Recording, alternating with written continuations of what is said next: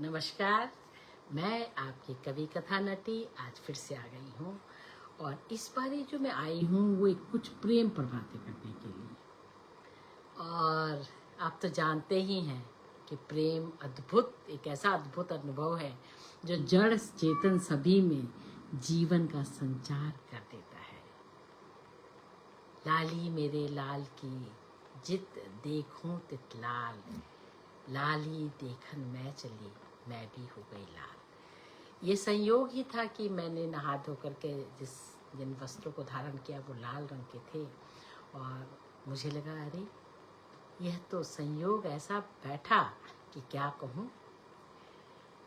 इस किताब के बारे में मुझे बताया था सुमन गुर्जर ने। मैंने आप लोगों को याद होगा पिछले कुछ दिनों पहले मैंने प्रेम कहानियाँ प्रेम पर कुछ पढ़ने की इच्छा जाहिर की थी, तो सुमन गुर्जर है उन्होंने बताया प्रेम पियाला जिन पिया।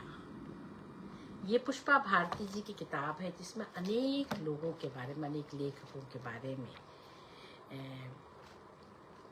कुछ लिखा हुआ है, उनके जीवन से लेकर के, उनके लेखन से लेकर के, और बहुत सारी चीज़ें उन्होंने लिखी है। ठीक है, तो इसमें से जो हिस्सा आज मैं पढ़ने जा रही हूँ वह है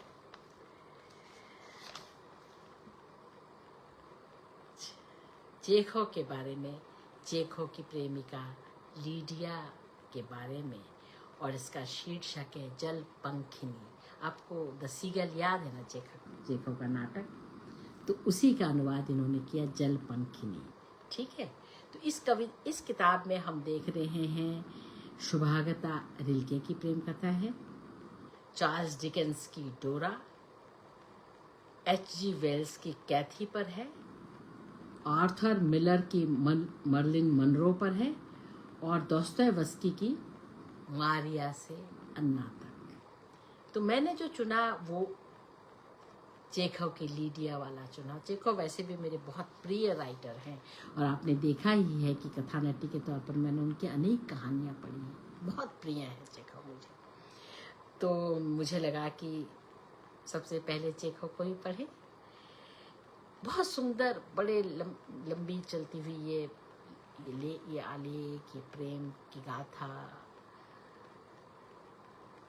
जीवन में प्रेम का महत्व वगैरह वगैरह, जो भी जिसका जैसा भी कहें, यानी प्रेम एक लंबा निबंध जैसा है जिसके कुछ हिस्से मैं आप लोगों के लिए पढ़ रही हूँ। ठीक है, और सच कहें तो सबसे महत्वपूर्ण होता है किसी भी संबंध में, और ख़ास तौर से प्रेम अगर वो एक चिरस्थायी भाव की तरह रहता है तो सबसे महत्वपूर्ण होती है कृतज्ञता। यह भी एक संयोग ही है कि चेखव को जब मैंने अभी पढ़ने के लिए खोला तो उससे पहले वाले यानी पृष्ठ 52 पे जो प्रेम कथा है रेनर मारिया रिल्के की प्रेम कथा, जो पहली वाली प्रेम कथा है, उसकी अंतिम जो पंक्ति है मैं पढ़ देना चाहती हूँ। और उसी से जाहिर है कि प्रेम कैसा भाव है जो मन को कितने लंबे समय तक आजीवन किस तरह से कृतज्ञता से भरा रखता है। तो मैं वो पढ़ करके फिर मैं ये आऊँगी चल पंखनी पढ़ने के लिए। रेना, मेरा अंतिम शब्द भी तुम्हारे लिए वही है जो अपने सबसे पहले खत में मैंने तुम्हारे लिए लिखा था। यही एक शब्द तुम्हारी याद के साथ मेरी हर सांस में गूंजता रहता है और आखिरी सांस तक तुम्हारे लिए उसी का उच्चारण करती रहूंगी, केवल एक शब्द, धन्यवाद। प्रेम अगर आखिरी सांस तक धन्यवाद के शब्द के रूप में गूंजे, उभरे, सामने प्रकट हो, तो उस प्रेम की महिमा क्या कहें। बड़ा कठिन रास्ता है यह, और इस कठिन डगर में बार बार हम लोगों को, अनेक प्रेमी जनों को अनेक परीक्षाएं देनी पड़ती हैं। और सच कहें तो प्रेम वह सीधी रेखा की तरह है, ये बात मैं बार बार कहती हूँ कि प्रेम वह सरल रेखा की तरह है जिसकी जो चौड़ाई है कितनी कम है, यानी वो एक संभावना है। प्रेम सदा एक संभावना है, सतत प्रयास है, एक लंबी दौड़ है जिसमें कभी नहीं कह सकते कि यह हो गया और अब मुकम्मल हुए हम। निरंतर निरंतर निरंतर वो जो चौड़ाई है सरल रेखा की, उसको कम से कमतर, कमतर से कमतर, फिर भी रेखा रहे, ऐसा करना होता है। तो चलिए पढ़ें जलपंखिनी।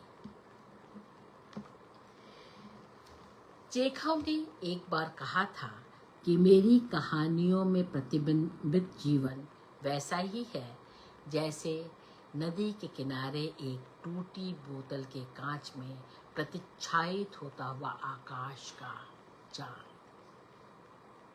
नदी के किनारे टूटी बोतल और उसमें प्रतिच्छायित होता हुआ चांद। जीवन के बहुत सुकुमार और मधुर अनुभवों को अत्यंत यथार्थ परिस्थितियों में विचित्र ढंग से अंकित करने में चेखव की प्रतिभा का समस्त संसार में कोई मुकाबला नहीं। राकेश जी, बहुत शुक्रिया। सचमुच एक टूटी हुई बोतल के कांच में प्रतिबिंबित चांद की उदासी और अलभ्यतम कल्पना की अत्यंत निकटता। कहानीकार चेखव ने जब नाटक लिखे तो उनमें भी इसी उदासी भरे यथार्थ का अद्भुत चित्रण किया। उनके सारे नाटकों में अन्यतम स्थान है जलपंखिनी का, द सीगल। रूस के फल और फूलों से लदे बेइंतहा खूबसूरत देहातों की एक बड़ी सी झील और झील के किनारे के बगीचे में एक दुखद नाटक घटित होता है। उस नाटक के प्रथम अंक में ही चेखव ने एक तरुण नाटककार का चित्रण किया है जो अपना नया प्रयोग अपनी साहित्यिक माँ और अपने परिवार को दिखाना चाहता है। उसकी विधवा प्रौढ़ा माँ एक अत्यंत सफल लेखक त्रिगोरिन की सहचरी है। अपने लड़के त्रेपलेव की प्रतिभा में उसे कतई विश्वास नहीं है।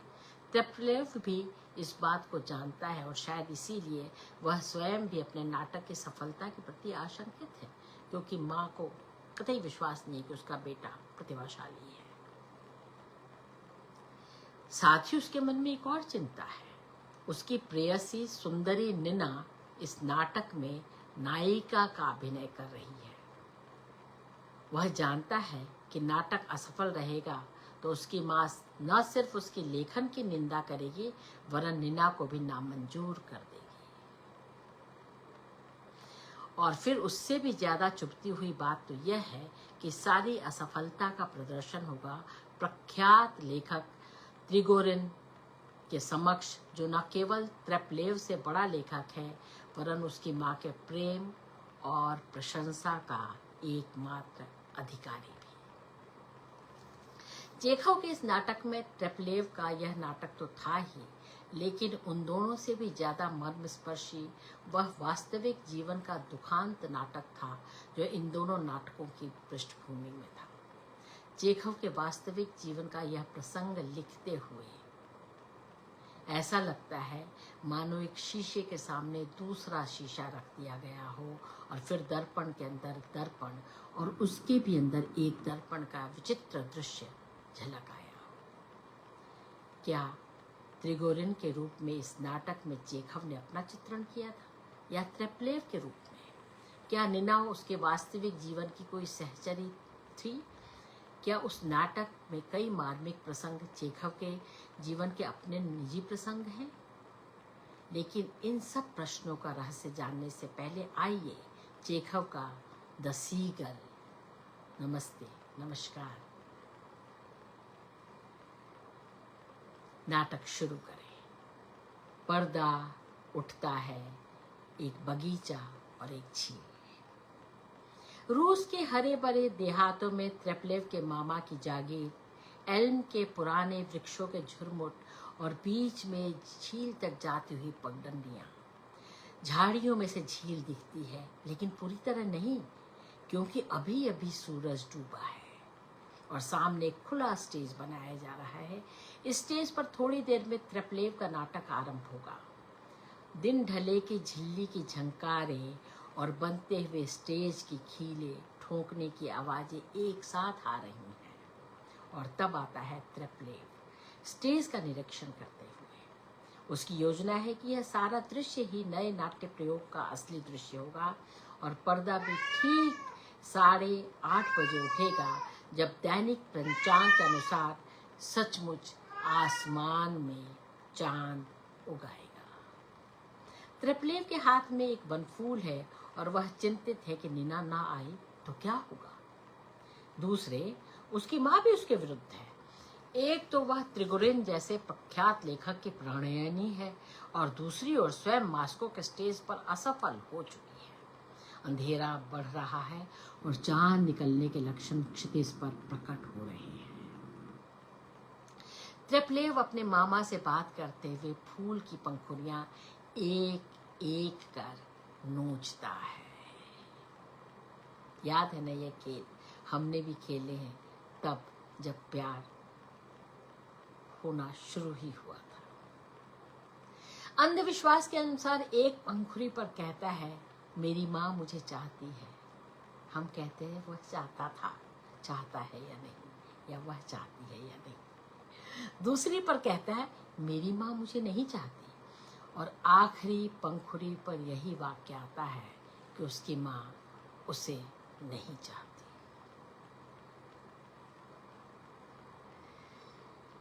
तब आती है नीना। उसकी पग ध्वनियां सुनते ही वह उमंग में भरकर अपने मामा से कहता है, मैं उसके बिना जिंदा नहीं रह सकता। उसके पाँवों की आवाज तक मुझे बेहद प्यारी लगती है। मेरी जादूगरनी नीना। नीना कस्बे की एक अत्यंत सुंदरी किंतु बेहद महत्वाकांक्षी लड़की है, जो हमेशा किसी बड़े नगर में जाकर खूब यश अर्जित करने का स्वप्न देखती है। त्रिपलेव के नाटक में वह अभिनय तो करती है, पर उसे विश्वास नहीं हो पाता कि त्रिपलेव में नाटककार की प्रतिभा भी है। नाटक करते समय भी वह बराबर सोचती है कि त्रिगोरिन जैसा महान लेखक कस्बे में आया हुआ है और उसका नाटक देख रहा है। पर्दा उठता है। त्रिपलेव के नाटक की स्टेज सामने है। झील दिखने लगती है। चंद्रमा उग आया है और झील में उसकी परछाई तैरने लगी है। एक बड़े से पत्थर के ढोंके पर शुभ्र धवल झीने वस्त्रों में लिपटी हुई नीना पहले संवाद कहती है। इस नाटक में वह समस्त सृष्टि की आत्मा बनी है। मनुष्य, सिंह, गिद्ध और बाज, 12 सिंहें, बतखें, मकड़ियां, जलवासिनी मछलियां, तमाम प्राणी, तमाम जीवित प्राणी अपने आवागमन का कष्ट भोग कर मुक्त हो चुके हैं। हजारों वर्षों से यह पृथ्वी सूनी और निसंतान है। बेचारा चंद्रमा व्यर्थ शाम को अपना दीपक जला जाता है। हरे भरे चरागाहों में सुबह सुबह सारस नहीं बोलते और नींबू की फूली झाड़ियों में वसंत के भौरे गुंजार नहीं करते।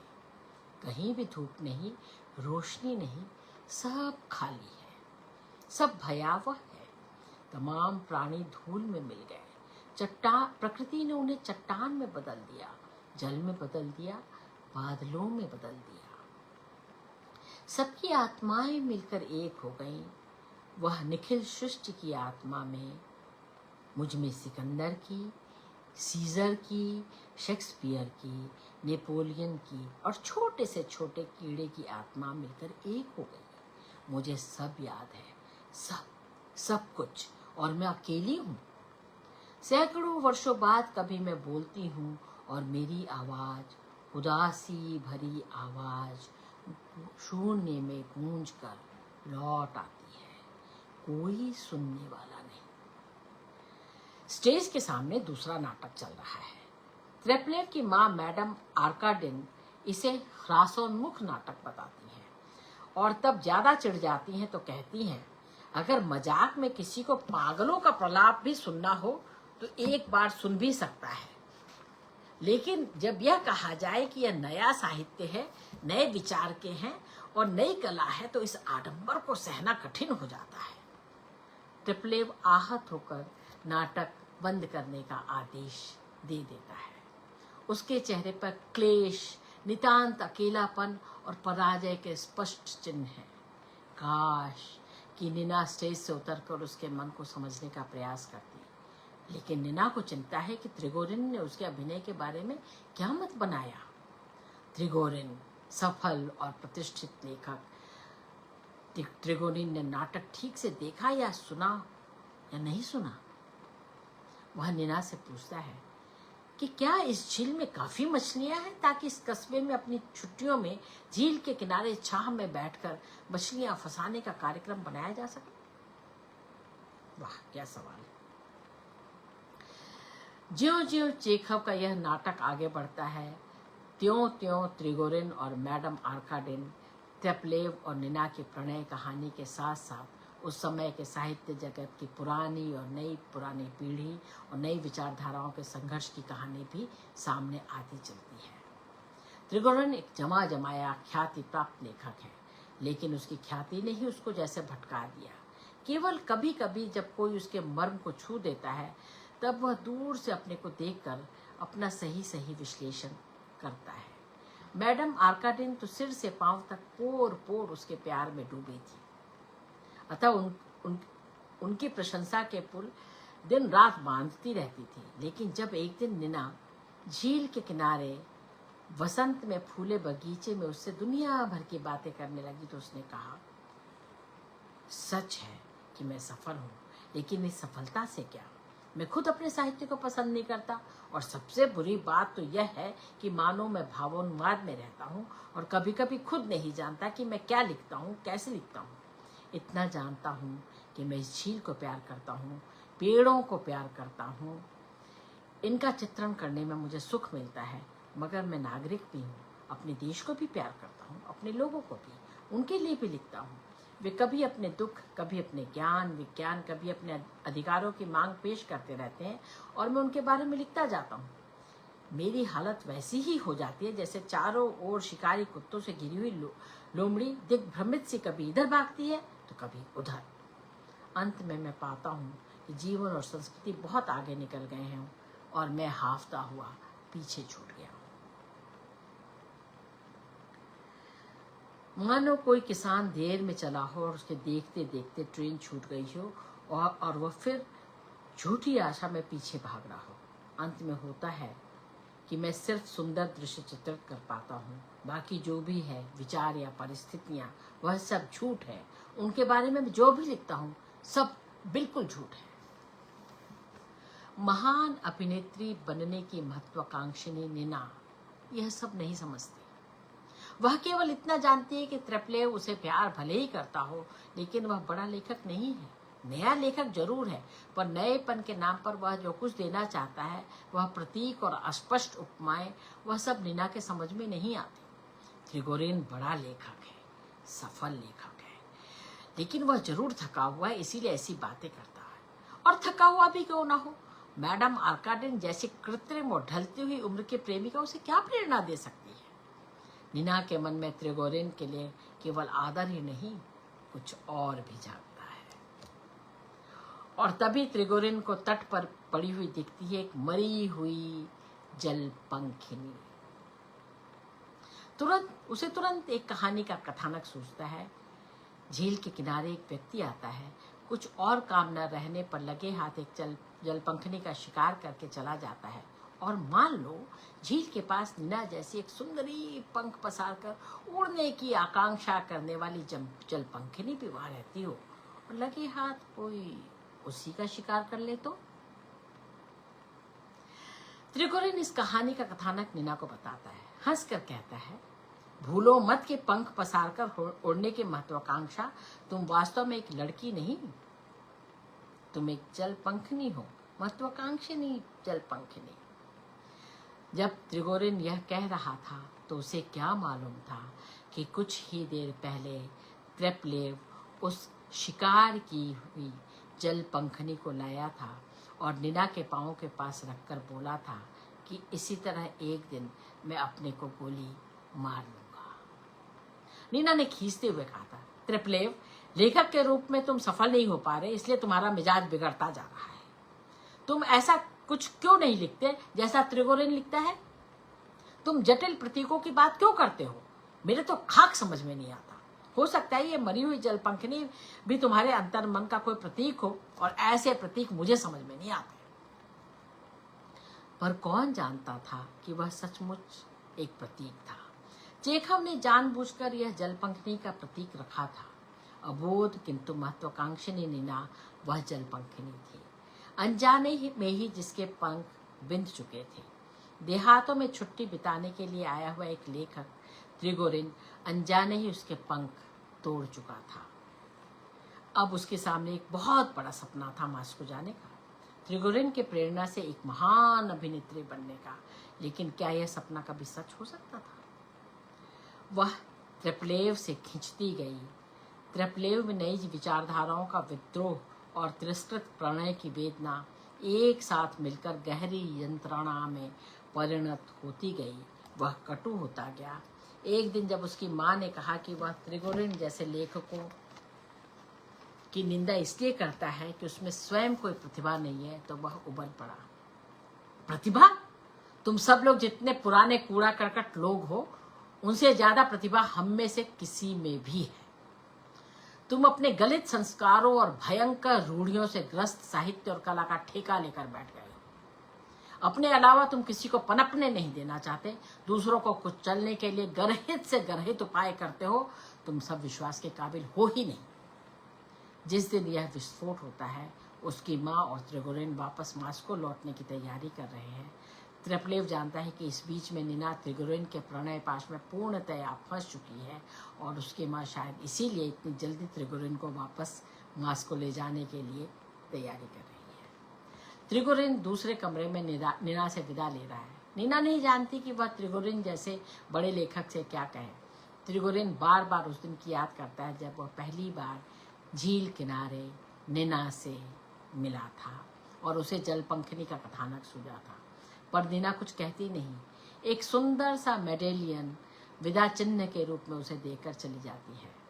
मेडेलियन पर लिखा है त्रिगोरिन के कहानी संकलन का नाम, दिन रात, पृष्ठ 121, पंक्ति 11।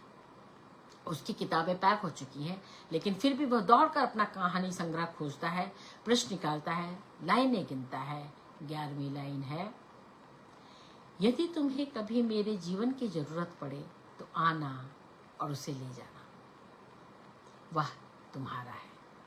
एक अबोध ग्राम किशोरी का यह अनूठा समर्पण उसे बेतरह उद्वेलित कर जाता है। मैडम आर्कडिन चतुर, मजी हुई और अनुभवी स्त्री हैं। त्रिगोरिन की कमजोर इच्छा शक्ति को एक चरम नाटकीय दृष्टि से अपने वश में कर वह उसे मंत्र मुक्त बनाकर अपने साथ लिए जाती है।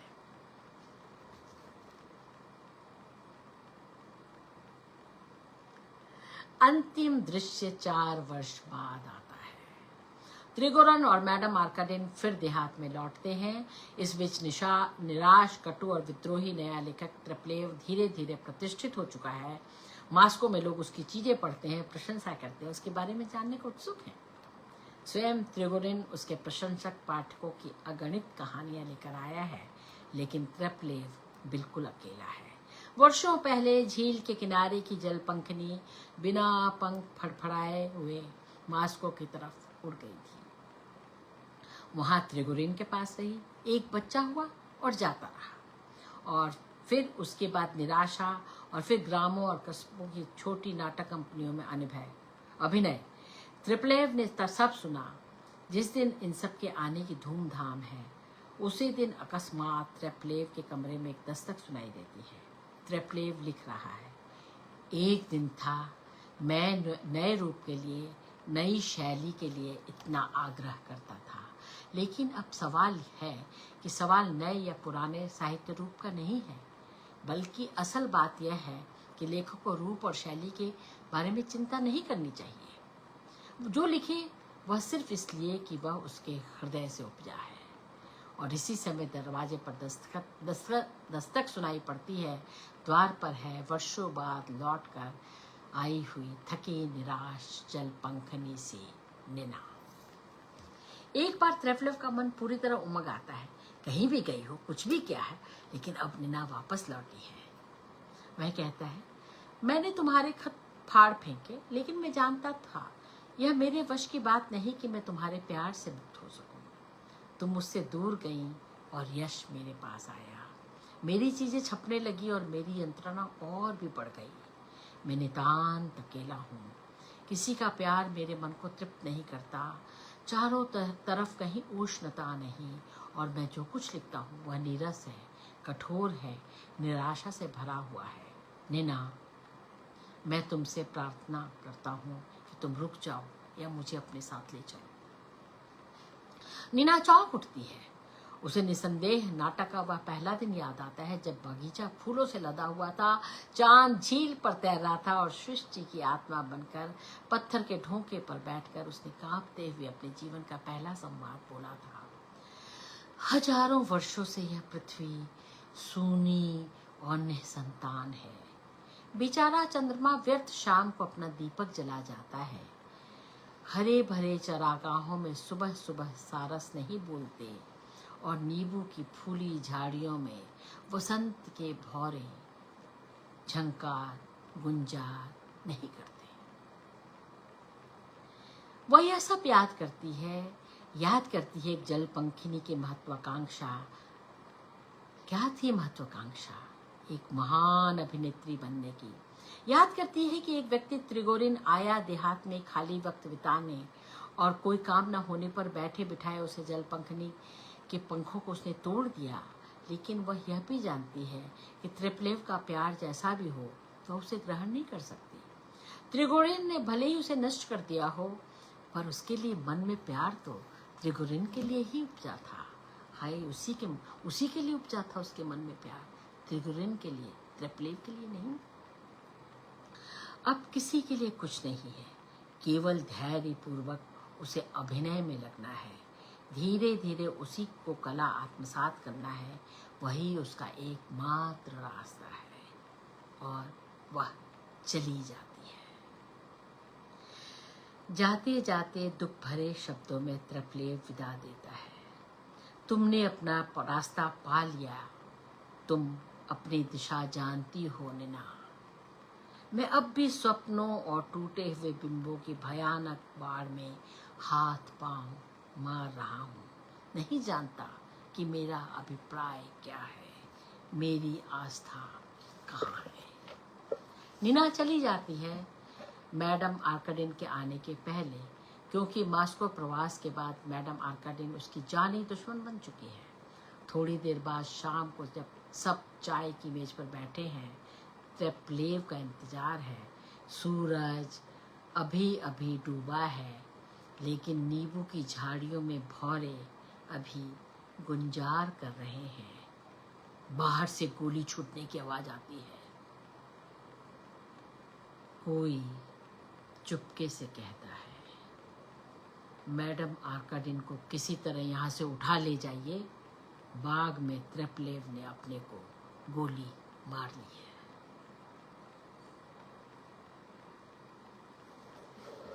यह था एक हिस्सा। लोगों के मन में आया कि ये नीना कौन है, कौन है यह नीना। इस पर एक पैराग्राफ है, उसको नहीं पढ़ते हुए मैं अगला पैराग्राफ पढ़ती हूँ। और वैसे बहुत मजेदार पैराग्राफ, उसको पढ़ा जाना चाहिए। चलिए पढ़ते हैं। चेखव का यह नाटक न केवल विचित्र रूप से सफल और सशक्त लगता है, वरन पता नहीं क्यों हर आलोचक को इसे पढ़ने के बाद बार बार ऐसा लगता रहता है कि चेखव के निजी जीवन से इसका बहुत घनिष्ठ संबंध होना चाहिए। आखिर इसमें चेखव का व्यक्तित्व किस पात्र में प्रतिबिंबित हुआ है? क्या वह त्रिगोरिन था? इसमें कोई संदेह नहीं कि चेखव की सफलता और शोहरत लगभग वैसी ही थी जैसी त्रिगोरिन की थी। लेकिन त्रिप्लेव का जो संघर्ष था वह चेखव के अंतर्द्वंद के अधिक निकट जान पड़ता है। मॉस्को आर्ट थिएटर के जन्मदाता निमीरोविच डानशेंको का कहना था कि वास्तव में त्रिगोरिन के रूप में चेखव ने अपने मित्र लेखक पोटापेंको का चित्रण किया है। चेखव ही त्रिगोरिन है, यह भ्रम शायद इसलिए भी हुआ कि वह प्रख्यात वाक्य जो उस मेडेलियन से संबंधित है, यदि तुम्हें कभी मेरे जीवन की जरूरत पड़े तो आना और उसे ले जाना, वह तुम्हारा है। यह स्वयं चेखव की ही एक कहानी में आता है। चेखव की कहानी का है। दूसरा प्रश्न है, नीना कौन थी? कई लोगों ने माना है कि नीना उसकी बहन मेरी की एक सखी लीडिया मिजिनव थी। लीडिया मिजिनव बहुत सुंदर थी। वह सचमुच चेखव को प्यार करती थी। यह भी सच है कि जिन दिनों वह मेलिखोवो में रहता था, तब लीडिया मिजिनव चेखव के मित्र पोटापेंको से भी मिली थी। पोटापेंको के प्रति आकर्षित भी हुई थी और कुछ दिनों बाद पोटापेंको से उसे एक संतान भी हुई थी और उसके बाद वे लोग अलग हो गए थे। बहुत दिनों तक यह माना जाता रहा कि लीडिया मिजिनव ही नीना हो सकती है। लेकिन बाद में एक विचित्र बात का पता चला। वास्तव में पोटापेंको और लीडिया मिजिनव का प्रलव प्रसंग सीगल नाटक के प्रकाशन के बाद आरंभ हुआ। संतान और विच्छेद तो और भी 3 वर्ष बाद। फिर यह रहस्य और भी गहरा हो गया कि वास्तव में कौन थी नीना।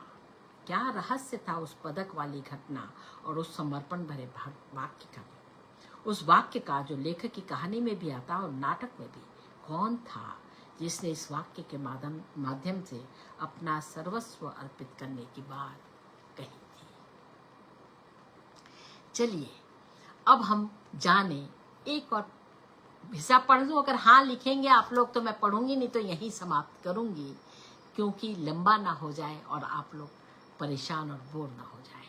तो क्या मैं आगे लिखूं? अगर आप लोग हाँ करते हैं, लिख करके बताएं तो मैं आगे बढ़ूं। वैसे इतना मार्मिक है सब, और प्रेम देखिए कैसा होता है। तो मेरे पास हाँ की बात नहीं आ रही है, तो क्या मैं इसे बंद करूं? या मुझे लग रहा है कि लोग लिख भी रहे हो तो मेरे पास नहीं पहुंच पा रही। अच्छा, अनिमेश ने कहा है हाँ, तो आगे बढ़ती हूँ। सन 1904 में, और हाँ पुरुषोत्तम भी कह रहे हैं हाँ हाँ हाँ। आखिर प्रेम कौन नहीं जानना चाहता? है ही ऐसी चीज भाई, है ही ऐसी चीज। रात भर बीत जाए तो भी लोग बैठे रहेंगे। सन 1904 में चेखव की मृत्यु हुई। 38 वर्ष बाद तमाम आलोचक और रिसर्च स्कॉलर इस समस्या को सुलझाने की कोशिश करते रहे। 38 वर्ष बाद सन 1942 में ज्ञात हुआ कि एक भद्र महिला लीडिया एविलव, ये लीडिया मिजिनव नहीं है जो पोटापेंको की प्रेमिका थी, यह लीडिया एविलव है। एक भद्र महिला लीडिया एविलव अपनी मृत्यु के बाद एक अप्रकाशित पांडुलिपि छोड़ गई है। उस पांडुलिपि में उनके निजी जीवन के संस्मरण है। शीर्षक है चेखव इन माय लाइफ। संस्मरणों की शुरुआत हुई सन 1889 में। 1889 जवाहरलाल नेहरू का जन्म उसी साल हुआ था। अरे क्या सुंदर आदमी थे, और हमारे चेखव। संस्मरणों की शुरुआत हुई सन 1889 में, जब वे 24 वर्ष की थी और चेखव 28 वर्ष के। चेखव की पहली कहानियां अभी भी प्रकाशित हुई थी और वे उन कहानियों को पढ़कर चेखव से मिलने के लिए अत्यंत आतुर थी। उनका विवाह हो चुका था और एक दिन जब पीटर्सबर्ग की ठंडी शाम धीरे धीरे आकाश को धूमिल बना रही थी, उन्हें उनकी बड़ी बहन की एक छोटी सी चिट मिली। चेखव हमारे यहाँ आए हैं, देखना तो चाहो तो तुरंत चली आओ। पति के लिए खाना मेज पर लगाकर, बच्चे को पालने में सुलाकर, धाये को उसके पास बिठाकर वे अकेले चल पड़ी चेखव से मिलने। उनके गांव के दोनों छोर शाम की हवा में इस तरह उड़ रहे थे मानो जल पंखनी के फरफराते हुए पंख। कैसे होंगे चेखव, क्या बातें करेंगी वो, और बीच में अगर बच्चे की नींद खुल गई तो। लेकिन कुछ भी हो, उन्हें तो जाना ही है, उन्हें तो जाना ही है। उन्होंने अपने संस्मरणों में लिखा है, चेखव हमारे यहाँ आए हैं, देखना चाहो तो तुरंत चली आओ। ये चंद शब्द सैकड़ों बार मैंने पढ़ डाले, पर ही नहीं पी डाले, बूंद बूंद पी डाले।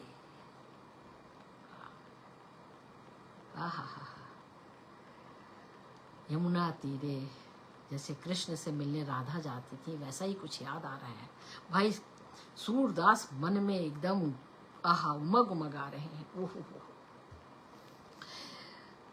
हजारों फूलों का सत्य इंद्र एक बूंद भर ही होता है ना। वैसे ही केवल यही अक्षर नहीं, दुनिया भर के सारे अक्षर उस समय मेरे लिए सिर्फ एक शब्द में सिमट आए थे, चेखव। चेखव हमारे यहाँ आए हैं। बहन की भेजी छोटी सी चिट एक बड़ा सा कैनवास बन गई, जिस पर मेरी कल्पनाओं के चेखव का चित्र उभर आया। आंखों में सिर्फ एक आकृति तैरने लगी, चेखव की। कानों में सिर्फ एक शब्द टकराने लगा, चेखव। सारी चेतना शक्ति अपने अतीत और वर्तमान सबको भुलाकर भविष्य के सिर्फ एक नन्हे से क्षण में जाकर अटक सी गई। वह क्षण जब मैं अपने प्रिय लेखक को देखूंगी। शायद हर साहित्य प्रेमी पाठक पाठिका का कोई न कोई प्रिय लेखक जरूर होता होगा और उसे देखने की इच्छा भी उसके मन में जरूर होती होगी। पर ऐसा क्यों था मेरे साथ कि जिसकी लालसा मन में जाने कब से संजोई थी, आज जब अप्रत्याशित ही वह क्षण आया तो मन अजब तरीके से घबराने लगा। कैसे होंगे वो, क्या बातें करूंगी मैं उनसे, वह मुझसे कुछ कहना पसंद भी करेंगे या नहीं। अच्छी तरह याद है मुझे, सन था 1889, महीना था जनवरी का और तारीख थी 24, जिस दिन मैंने पहले चेखव को देखा था। मेरी बहन के घर का हॉल बड़े बड़े साहित्यकारों और पत्रकारों से भरा था। बीच में टहल टहल कर चेखव कुछ कह रहे थे। दरवाजे पर ठिठकी खड़ी मैं मंत्र मुक्त सी देखती रह गई। वो जो कुछ बोल रहे थे वह अक्षर मेरे कानों से टकरा तो रहे थे, पर मुझे सुनाई नहीं दे रहे थे। मेरे प्राणों की सारी शक्ति तो जैसे आंखों में समा गई थी और थोड़ी ही देर बाद मैंने देखा कि उनकी निगाह मुझ पर पड़ी। मैंने देखा उनकी निगाह में प्रश्न तैर गए थे। मेरे बहनोई सरजी उनका सवाल समझ गए और मेरी बाह थाम के उनके पास ले गए। बोले, आइए इनसे आपका परिचय कराऊं।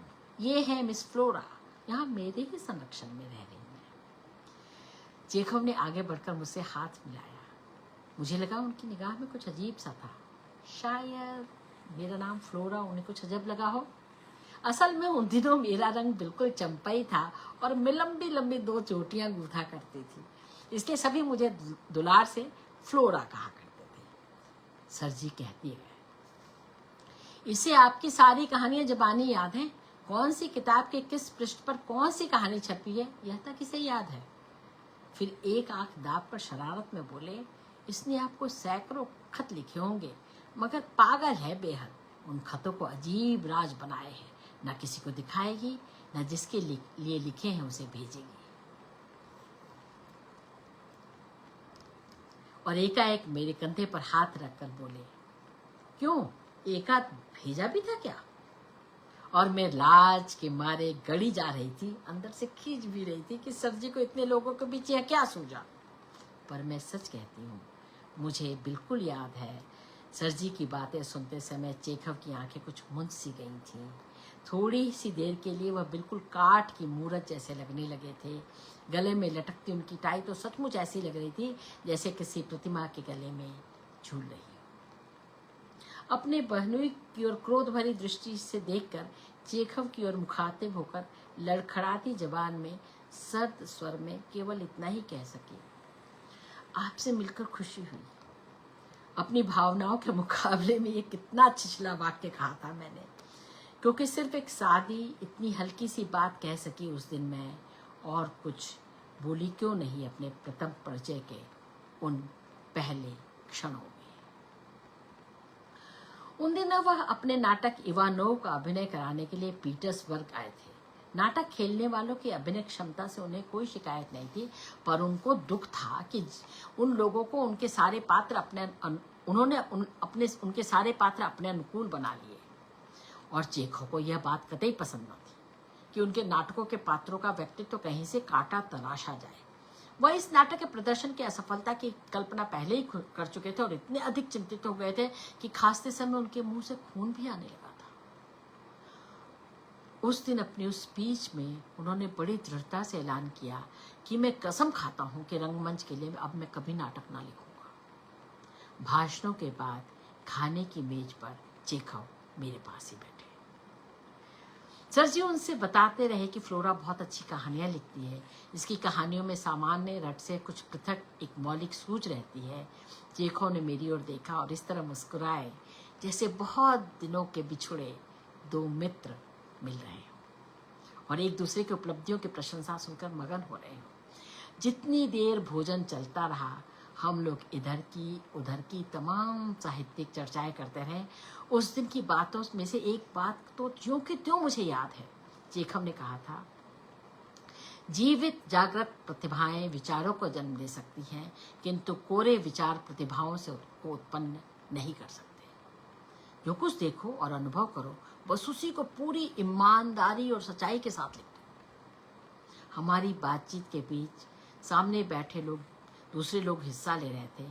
मैं तो उस दिन बहुत ही कम बोली थी, पर चेखव हर वाक्य इतनी आत्मीयता से कह रहे थे कि मुझे लगने लगा था कि इतनी सब बातें सिर्फ मेरे लिए ही हो रही हैं, मेरे लिए, बस मेरे लिए। कहीं इसलिए तो नहीं कि वे मुझे सचमुच कोई कुमारी फ्लोरा ही समझ रहे हो। मैंने सुन रखा था कि कुंवारी छोकरियों की ओर वह सहज ही आकर्षित हो जाते हैं। मेरे मन ने कहा, नहीं, इन्हें भ्रम में नहीं रखना चाहिए।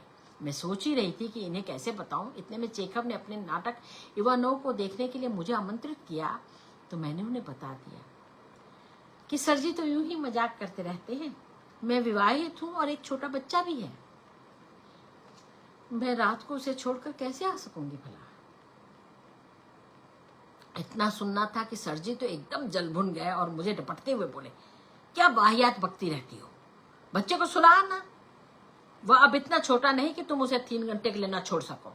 और चेखव से बोले, देखिए इनकी बहानेबाजी मत सुनिएगा, इन्हें जरूर बुलाइए। और उस समय चेखव ने मेरी आंखों में न जाने कौन सी दृष्टि से झांका था और कहा था, ओहो, तुम्हारे एक पुत्र भी है, कितने सुख की बात है यह कि तुम्हारे एक पुत्र भी है।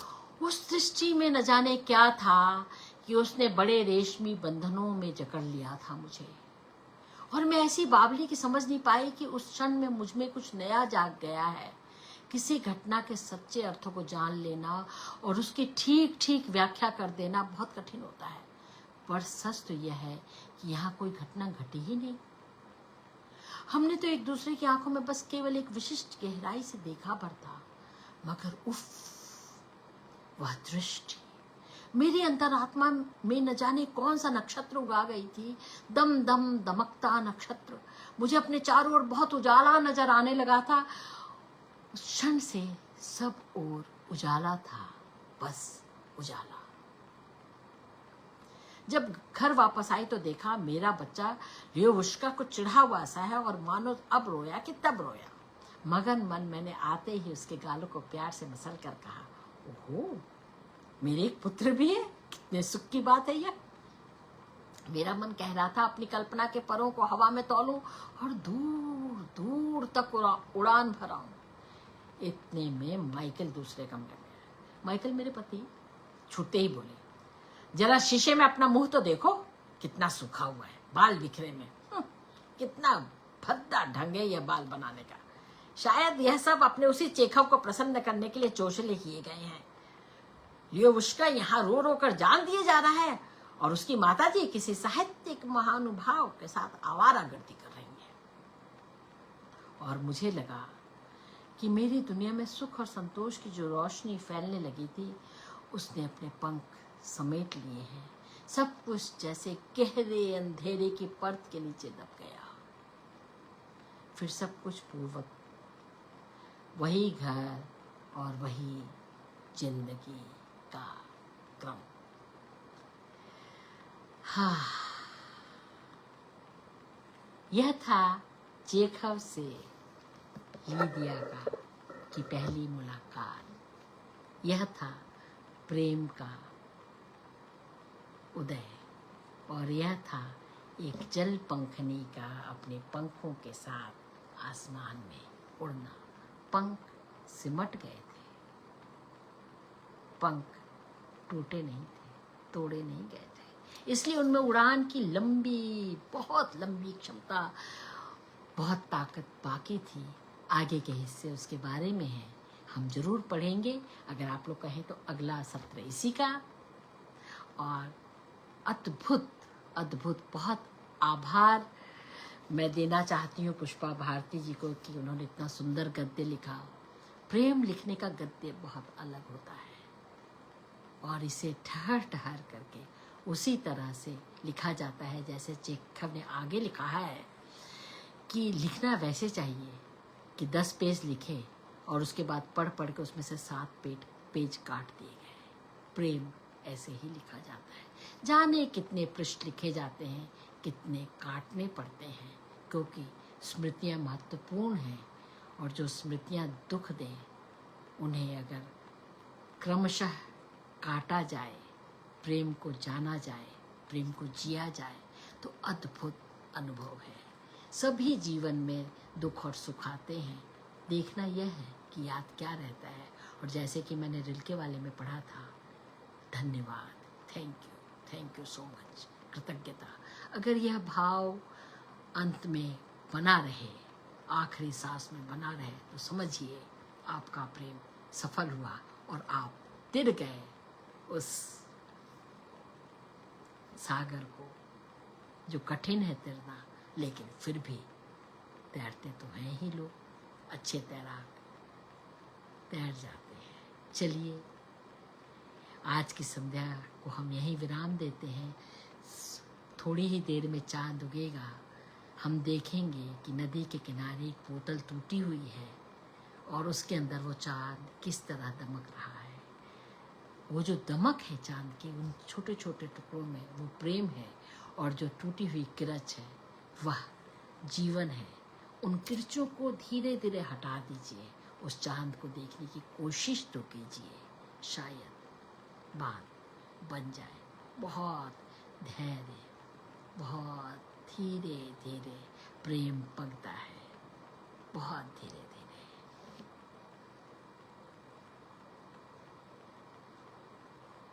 आज्ञा दें और इसको अब मैं लगा दूंगी अपने चैनल पर, कथा नटी सुमन केशरी पर। और अगर आप लोग उसे सब्सक्राइब करें, उस पर कुछ कमेंट्स लिखें, वहाँ भी जाके कमेंट्स लिखें तो मुझे बहुत अच्छा लगेगा, क्योंकि वहाँ के कमेंट स्थायी रहेंगे। फेसबुक पर 30 दिन बाद यह वीडियो गायब हो जाएगा, मिटा दिया जाएगा और आपके कमेंट भी साथ ही चले जाएंगे। तो कृपया कमेंट वहाँ लिखें, तो आपके कमेंट भी बने रहेंगे और मुझे रास्ता दिखाते रहेंगे।